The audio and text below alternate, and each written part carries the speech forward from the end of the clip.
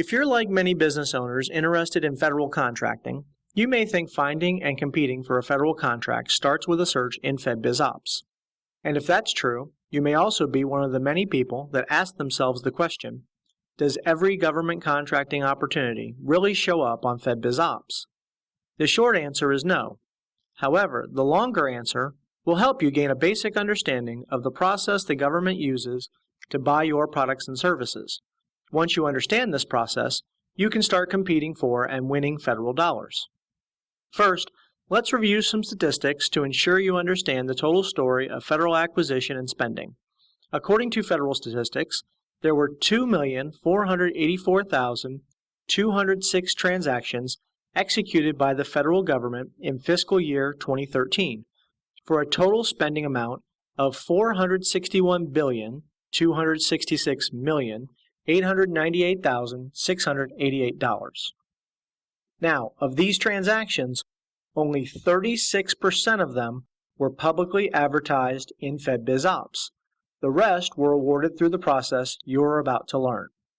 Also, 22% of these opportunities were coded as not competed, which means there was no advertisement, notification, or opportunity outside already established sources. That's 553,010 non-competed opportunities that were awarded to people and companies that understand the process we are about to teach you.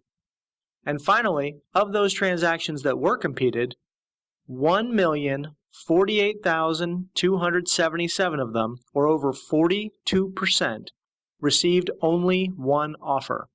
This means even though the opportunities may have technically been considered competed, something prevented an actual competition from taking place.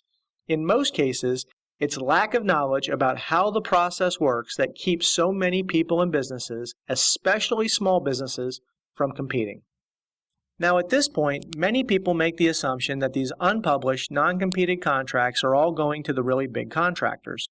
But in reality, small businesses participated in 300,722 of these types of transactions for $20,691,653,738.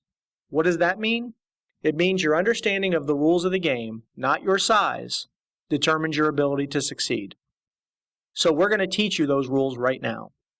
Along the way, you'll learn about each major step in the process and how you can take advantage of these steps to win more federal contracts, especially the ones that aren't published, announced, or competed. We're going to start where so many others do, FedBizOpps. However, FedBizOpps isn't really the starting point. In fact, there are 5 major steps that come before the FedBizOpps solicitation phase, and it's your understanding of these 5 steps that will ultimately drive your success as a government contractor. It's during these 5 steps that decisions such as whether or not to compete a contract, whether or not to set it aside for small business, and whether or not it needs to be advertised are made. There are 3 major stages to a federal acquisition. Stage 1 is acquisition planning. Stage 2, the stage our FedBizOpps module is in, is the contract formation stage. Finally, Stage 3 is contract administration. These 3 stages together represent the basic acquisition process for the federal government. We use the term acquisition instead of contracting because not every federal purchase is executed with a contract. In fact, approximately $20 billion per year is purchased with a credit card. So how do you sell to someone in the government that buys with a credit card? That's one of the key topics you'll learn about in this video training series. Your knowledge and understanding of each of the modules within these stages will go a long way in determining your success in government contracting. Your journey begins with the video titled Stage 1, Step 1, The Decision to Procure.